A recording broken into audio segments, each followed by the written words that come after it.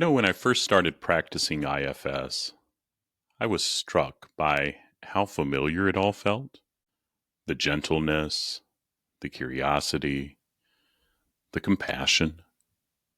These weren't new tools I had to learn. They were qualities that seemed to rise up from somewhere deep inside, almost like a well I'd forgotten about. And I remember sitting with this question: where did that come from? Because it didn't feel like something I was doing. It felt more like something I was allowing, like I was stepping aside and letting something truer take the lead. Many people ask whether IFS is spiritual, and the honest answer is it depends on what you mean by spiritual. If spirituality is about believing the right things, the right doctrines, the right theology, the right answers, then no, IFS doesn't demand that.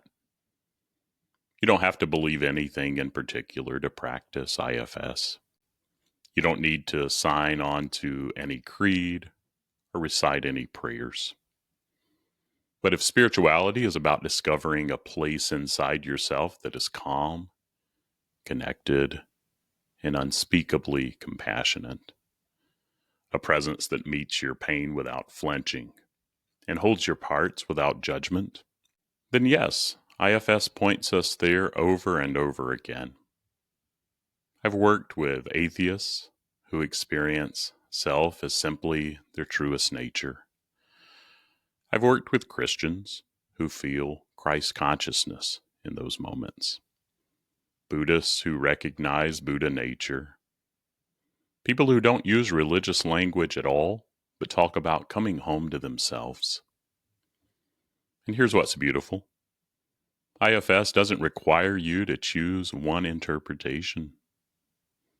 It just invites you to notice what happens when you turn toward your inner world with curiosity.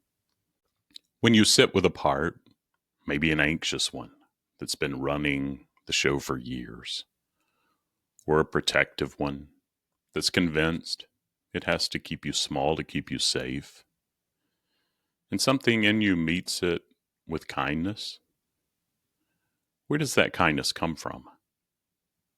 Think about it. You haven't done anything to earn it. You haven't manufactured it. You haven't conjured it up through sheer willpower. It just arrives. Like breathing, like gravity. Why does it feel so natural, so familiar, so sacred? I don't think we manufacture that energy. I think we return to it. There's something in you that knows how to be with pain. Something that doesn't need your parts to change before it can love them. Something that's been there since before your wounds, before your strategies, before all the ways you learn to protect yourself. In IFS, we call this self. And self isn't a part. It's not another character in your internal system. It's the spacious awareness that can hold all your parts. It's the you underneath the noise. And when you touch it, even for a moment, it changes something. Not because you're doing it right, but because you're remembering something true. Now, for some people, that feels unmistakably like reconnecting with the divine. They feel God in those moments. They feel held by something larger than themselves. They pray, and it feels like self is praying through them. For others, it feels like remembering who they've always been at their core. No deity required. Just a deep recognition. Oh, this is me. This has always been me. And both are true. Both are valid. Both are sacred in their own way. I think what matters isn't the theology we wrap around the experience. What matters is that we trust it, that we return to it, that we let it lead more often than our fear does. Because here's the thing, your parts are going to keep doing what they do.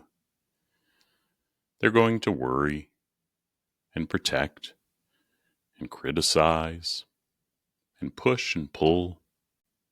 That's their job. They're trying to help, even when it doesn't feel helpful. But you don't have to let them drive anymore. You can invite self to take the wheel. And when you do, everything softens. Not because the problems go away, but because you're meeting them from a different place. So wherever you find yourself on that spectrum, whether you're deeply religious, spiritually curious, or completely secular, here's the invitation. Notice the moments when your presence feels a little bigger than your personality. When you're listening to someone and you're not planning your response, you're just there.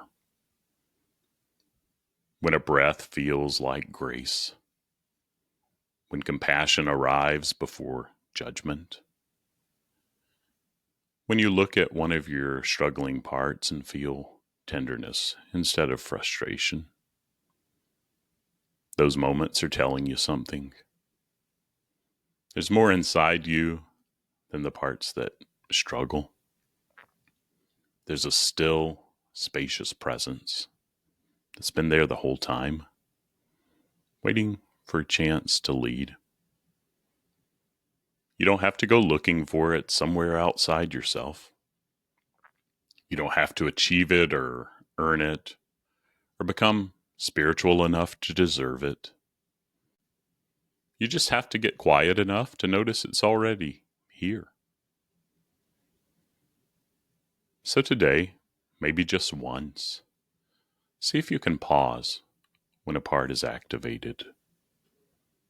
When you're anxious or angry or ashamed or overwhelmed. And instead of trying to fix it or push it away, just ask, what if I could be with this part the way I'd be with a scared child? And notice what shows up. Notice the quality of that presence. Notice how it feels. Because that's not something you learn from a book or a podcast or a coach or a therapist. That's you. The truest version of you. And it's been waiting for you to come home. You're not alone in this. You're beloved. And yourself knows the way.